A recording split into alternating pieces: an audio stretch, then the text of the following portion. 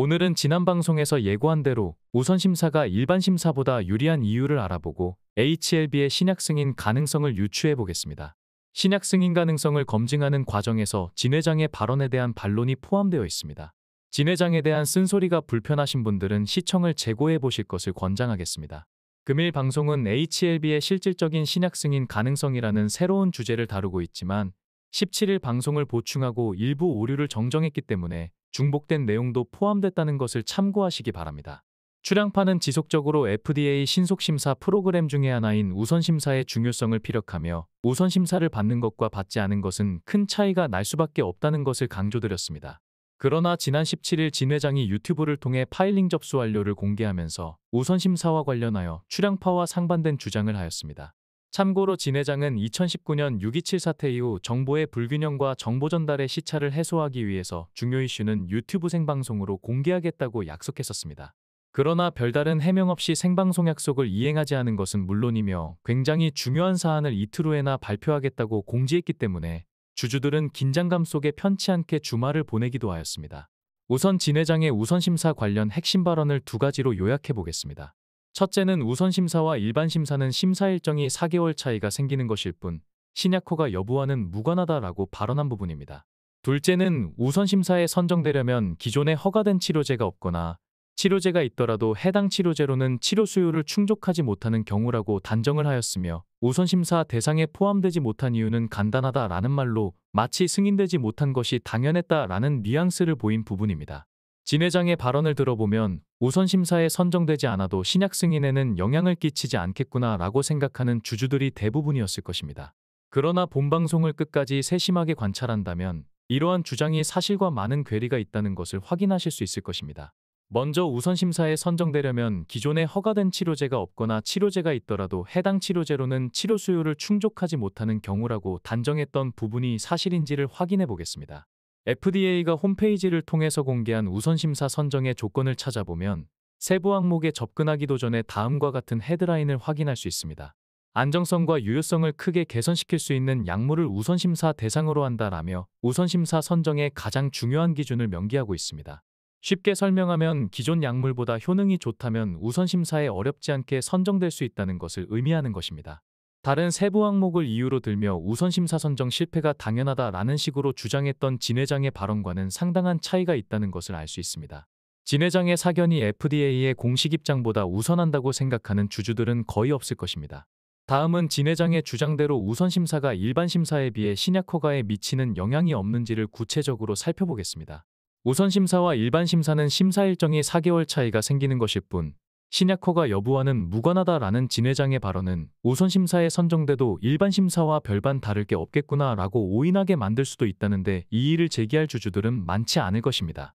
따라서 출양파의 주장대로 우선심사가 일반심사보다 유리하다는 게 확인된다면 진 회장의 이 같은 발언은 역시나 자기적인 해석이라고 평가할 수 있을 것입니다. 지금 보시는 화면은 미국 바이오협회 주관으로 발간했던 2011년부터 2021년까지 10년간 신약 개발 성공률을 분석한 보고서에서 발췌한 내용입니다. 해당 자료를 보면 파일링 접수 이후 모든 적응증의 신약 승인율은 90.6%이며 종양질환 신약 승인 가능성은 92%라고 표기되어 있습니다. 그러나 해당 수치는 반복해서 신청한 약물까지 모두 포함시켰기 때문에 일반적인 승인율과는 괴리가 있다고 할 수 있습니다.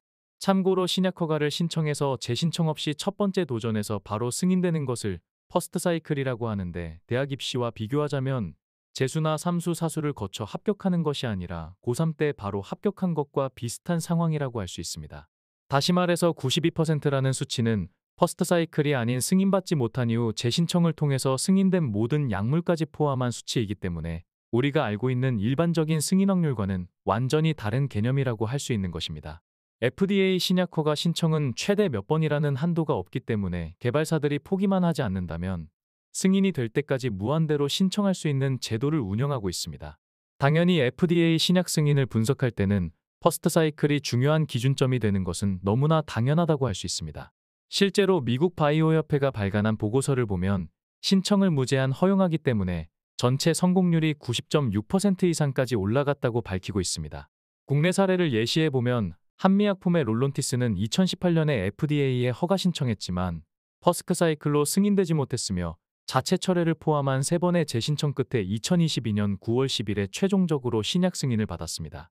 재수나 3수 4수를 넘어 그 이상 도전을 하다 보면 언젠가는 신약 승인이 될 수 있겠지만 승인 불가나 보완 요구를 받게 되면 그만큼 시간은 지연될 수밖에 없을 것이며 그 사이에 새로운 경쟁 약물이 우선 승인된다면 시장의 가치는 예상과 다른 방향으로 흐를 수도 있을 것입니다. 그만큼 업계에서는 퍼스트 사이클의 승인율을 중요하게 생각하고 있으며 투자자들에게도 퍼스트 사이클 가능성이 가장 중요한 판단의 기준이 되는 것입니다.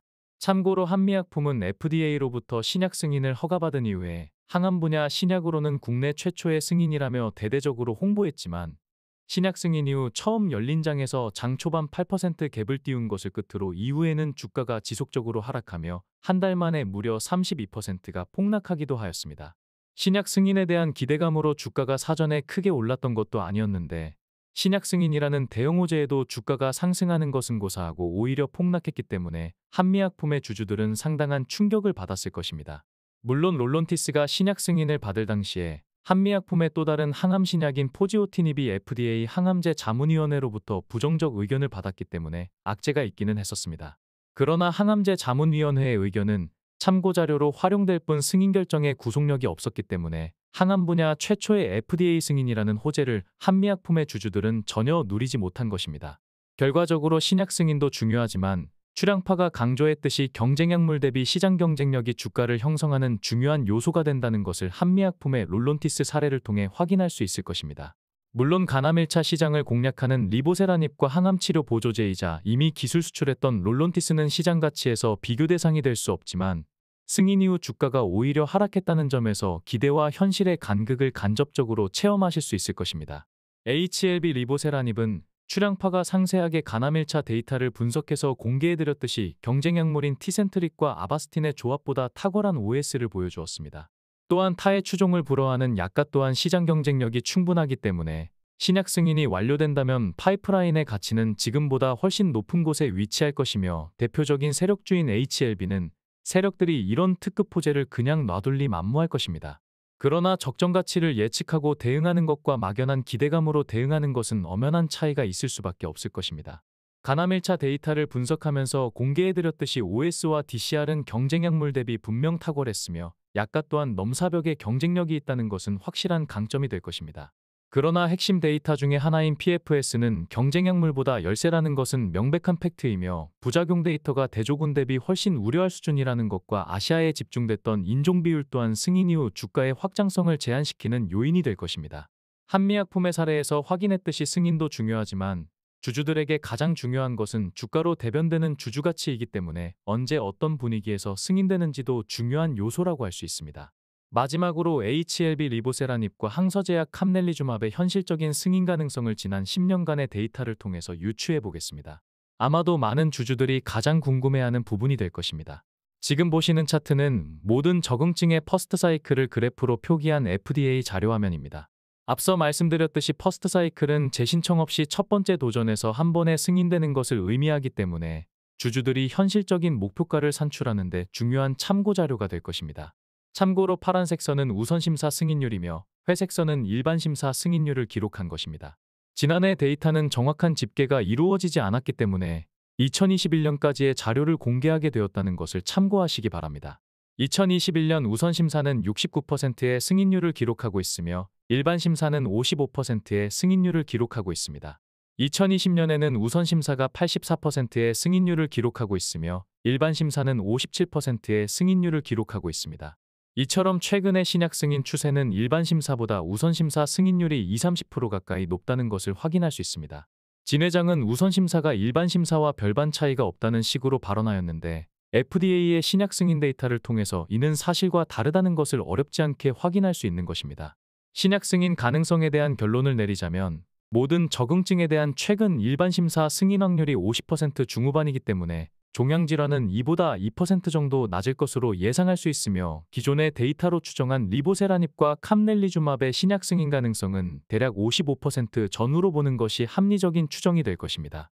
이로써 7월 17일 진 회장의 우선심사와 관련된 주장들은 사실과 상당한 괴리가 있다는 것을 확인했으며 승인 가능성이 구분응선을 넘었다고 했던 블로거나 승인 확률이 92%라고 했던 유튜버들의 주장 또한 일반적이지 않는 데이터를 차용하다가 발생한 현실성 없는 주장이라는 것이 확인되었습니다.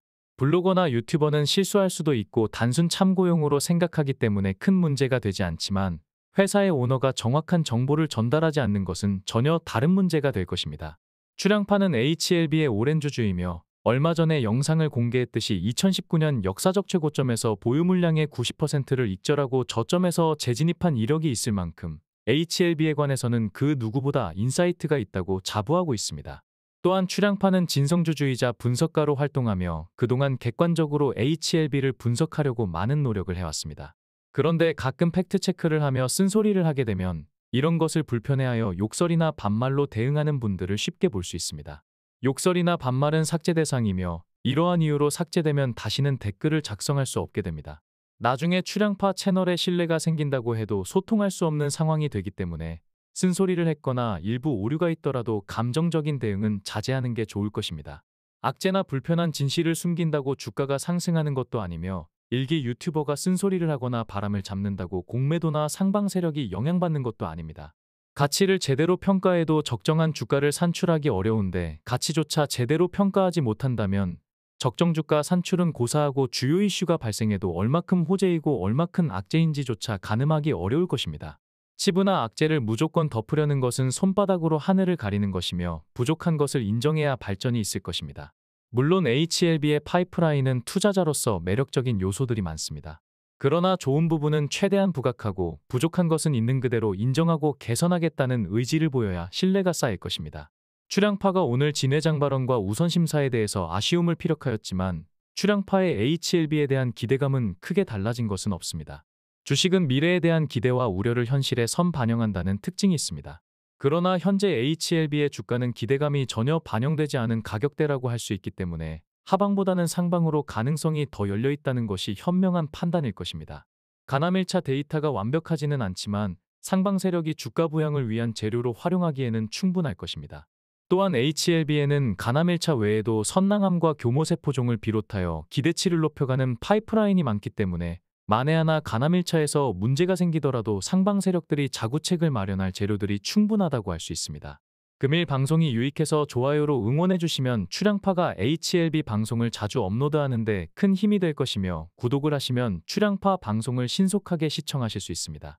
또한 텔레그램 채널에 입장하시면 출향파가 2019년 역사적 최고점에서 익절할 때 활용했던 고점 대응 전략을 공유받으실 수 있습니다. 이상으로 금일 방송을 마치겠습니다.